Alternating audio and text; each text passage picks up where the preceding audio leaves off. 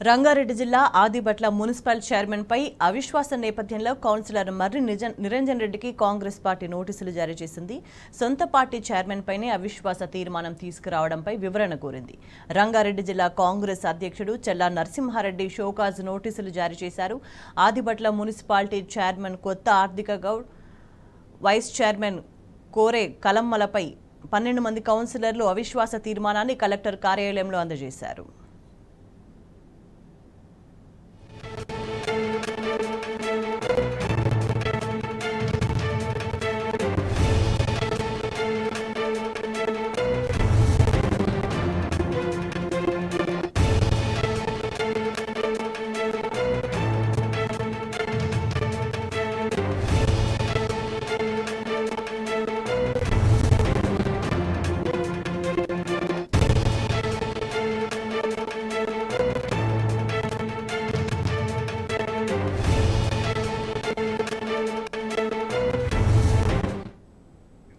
దీనికి సంబంధించి మరింత సమాచారాన్ని మా ప్రతినిధి గణేష్ అందిస్తారు. గణేష్,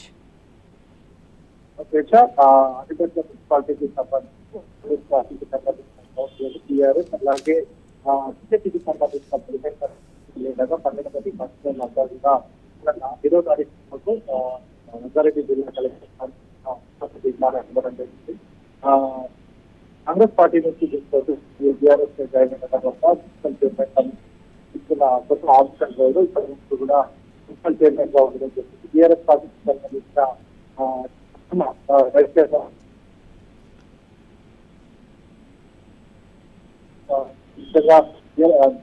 అడిపట్ల మున్సిపాలిటీకి సంబంధించి 12 మంది కౌన్సిలర్లంతా కూడా ముఖ్యమంత్రి అవిశ్వాస తీర్మానం.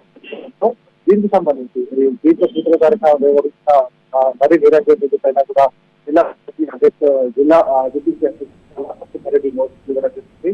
దీనికి సంబంధించి నిరంతరం ఇక్కడ కూడా సంబంధించి బీటీసీకి ఎక్కడ కూడా ఇన్ఫర్మేషన్ చేయకుండా వెళ్ళడం పైన కూడా 24వ తేదీలో ఇవాళ ఆయన నోటీసు ఇస్తుంది. రైట్ గణేష్.